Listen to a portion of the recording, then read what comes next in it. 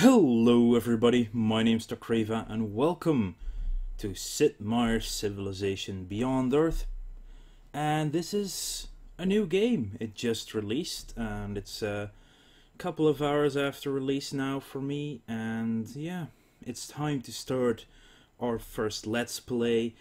I've already set up some things, played a little bit around, tested some stuff. So I have some basic understanding of the game now, going in a little bit blind still on a lot of the late game stuff, of course. But most of it is going to be just deal with it and see what we can do. Now this first episode is actually going to be episode 0 of the Let's Play, because, well, new game, so new civilization game.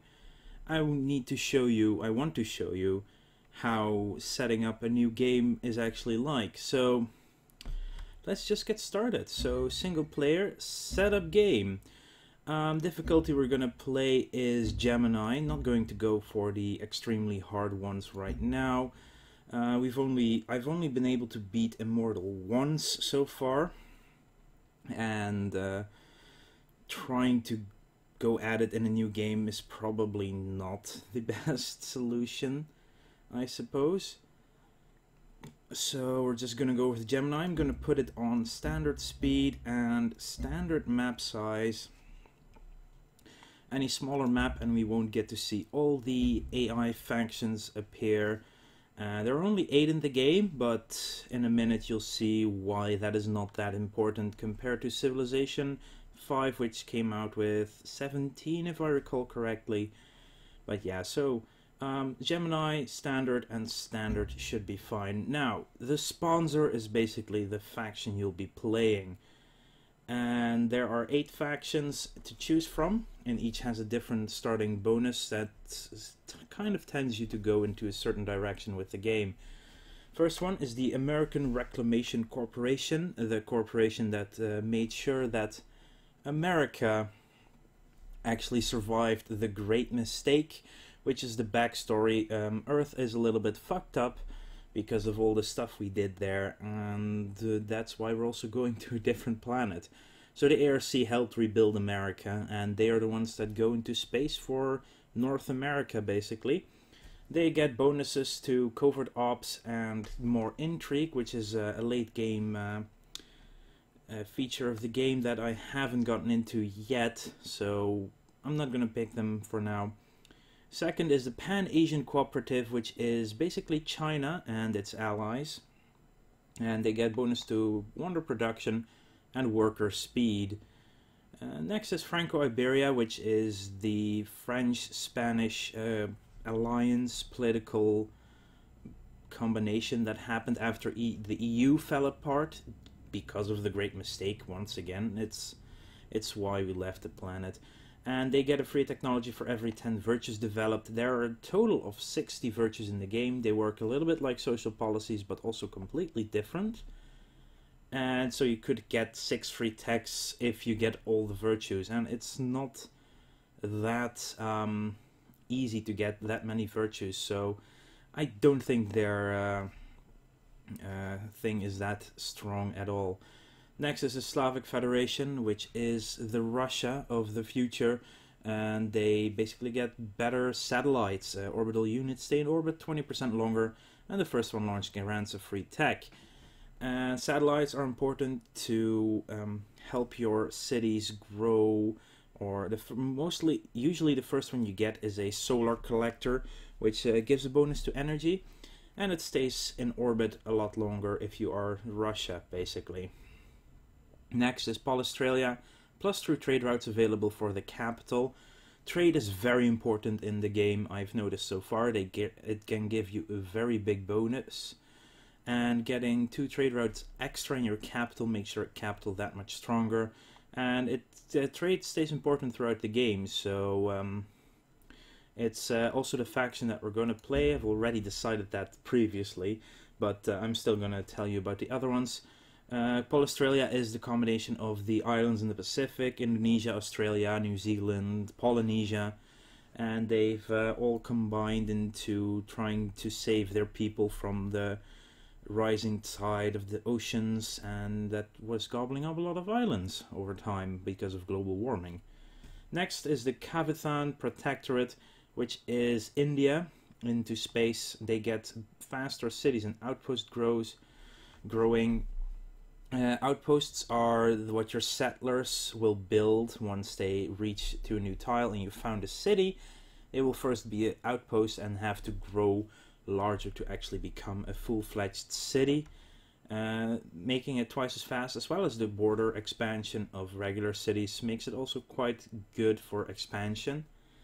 And as you know, I like to play wide, so India would also be a good choice for me personally to play. Next is Brasilia, South America, and they get just a straight up 10% strength bonus for all their melee combat, which is pretty powerful to say the least. It can decide battles. Finally, there's the African Union, which is the combination of African nations that also want to go into space and rescue themselves from a dying Earth. And they gain 10% food in growing cities while the cities are healthy. And health is the system that replaces happiness. It goes along the lines of, well, people want to be healthy, and through health they gain their happiness. Anyway, we're going to pick Australia because I think the trade routes will grant enough of a bonus in the capital to make it stronger and help our multiple cities that we're going to found over the course of the game grow faster as well. And next up, we have the colonists to choose from. So the colonists are what type of people you brought along on your journey, what type of specialists, and they all bring a different boost to one of their cities with them, or to every city actually. So you have the scientists, which produce 2 science in every city, the refugees for more food, aristocrats that give energy and 1 health in every city. Energy is the gold system of Civ Beyond Earth. Production in every city for engineers, and finally the artists that give culture and health. I'm gonna go with engineers because, again, I like to play wide, and I will try to play as wide as the game allows, and as much as I can build up to be a wide civilization as well. And getting that to production in a starting city is quite powerful, to say the least. We're going to go with the engineers. I would also rank artists quite high because that bonus culture in the beginning gives you a lot of bonus virtues, as well as faster city growth when it comes to the tiles around it. But I don't rank these other 3 as high personally. Refugees, well, they can grow a little bit faster and it sustains an extra person in each city, but in the long run you will get enough food from all kinds of other things. Same with science, you get it from all different places. And energy, well, the fact that we will have 2 more trade routes in our capital will give us a lot more energy in the long run anyway. So engineers it is. The spacecraft we go to the new world with also has some different choices. You can reveal all the coasts on the map, giving you an idea of how the world looks with the Continental Surveyor. There are the retrograde thrusters, which will give you a much larger area to choose your starting city to be situated, as well as a bigger range of area that is scouted in advance because you could see a lot more. And the idea is that your city is settled the place where it lands, instead of that you get a settler to move around with first. Because, well, you come from space. It's not like you have you just drop your stuff in one place and start building from there. It's not like you can drop your stuff and then start moving out to find a place to build as well. Then there are the tectonic scanners, which will give you the vision on petroleum, geothermal and titanium resources, which are 3 of the 6 strategic resources the game has. And, well, it's a very... I like the choice. I'm going to pick it as well, because not having to figure out where these things are gives you a better chance of building your cities, and with going wide and being able to decide where to build early on, I think that's advantageous pretty much a lot from my play style. The fusion reactor, you basically start with 100 extra energy at standard speed, so you can buy stuff earlier than otherwise able to, like a worker or a building or a soldier or whatever. It can be good in combination with, say, aristocrats, so you can get a lot of energy at the beginning and, well, purchase your way through the beginning of the game a lot quicker.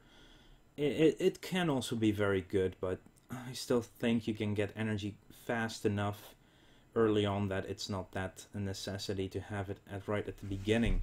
And finally, there is the lifeform sensor, and it will allow you to see all the alien nests on the planet. Well, there are aliens, they're like barbarians but different. They have a special AI system attached to them, and this allows you to see where the nests are, and the nests is where they spawn, and they heavily defend it as well. But we're going to go with the tectonic scanner. Finally, we can choose the cargo we bring along, and it basically means starting your first city will get a different bonus depending on what you pick. So you could pick hydroponics, which means your spaceship had a bigger sustainability for the settlers they brought along, the new colonists. So you start with a city with 2 populations instead of 1, which is very strong to get your first city growing. Laboratory, you start with the pioneering technology, which allows you to get into well, you need pioneering to build settlers at all, so this allows you to skip those turns you need to start building a colonist. Then again, in that same time, you are probably not even building a colonist at the very beginning anyway. So I personally don't think it's that strong. It does skip a lot of the research time. So in combination with the scientists, it's a very strong start. But yeah, it's all the starts are a little bit synergistic towards each other, which you pick. And sometimes you can either go broad and pick things that complement each other, so you have a very strong base start, or you could just focus on one thing and get a very big lead in one specific section but be very much worse than all the others at the start. There's the clinic for free from raw materials, but the clinic isn't that expensive to build. And finally, there's a soldier or a worker you can start with. Having a worker early on is really powerful. There's also the ability to get a worker unit cheap through a virtue, but I think getting machinery and getting it free from the turn 1, starting to rebuild the area around your first city, is also very, very, very strong. And that's what we're going to pick. So we're going to be Paul Australia, going with engineers on the tectonic scanner spacecraft with machinery already in place. Finally, we are going to pick a planet. You have the 3 basic worlds: the Terran world, the Protean world, and the Atlantean world, otherwise known as continents, Pangaea, and Archipelago. There are also advanced worlds, and you can have a random world or whatever.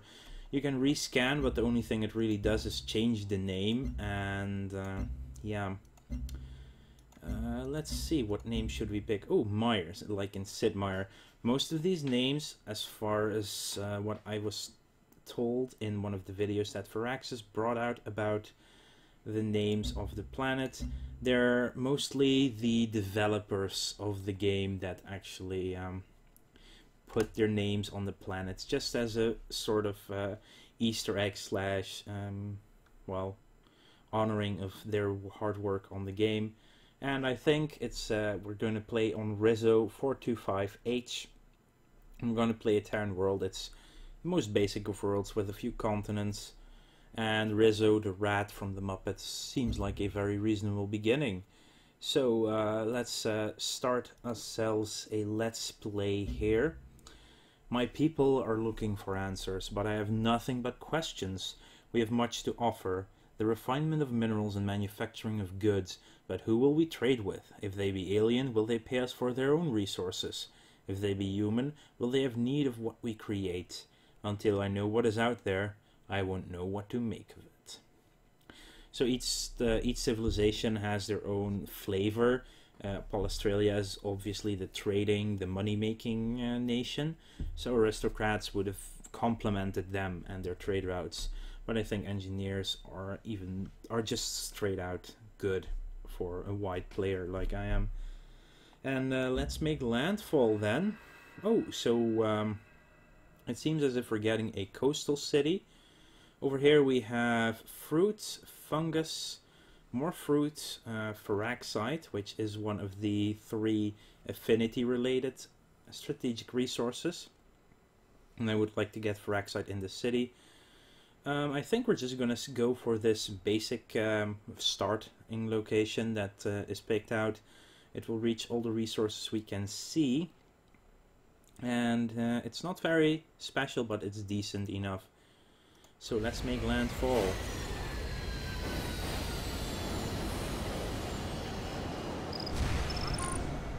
Welcome to Freeland.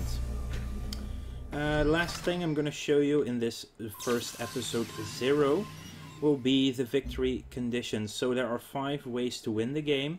You have the basic domination victory, which is basically conquer all other players' capitals.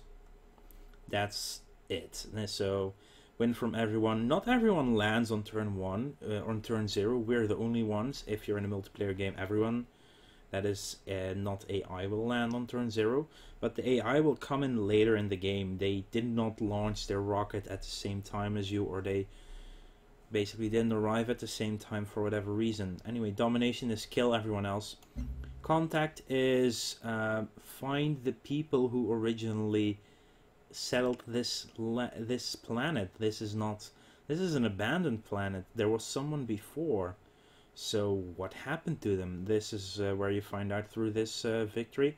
It's not necessarily science victory, I think, but it goes in that way. Anyway, other than that, there's emancipation, which is the supremacy victory route.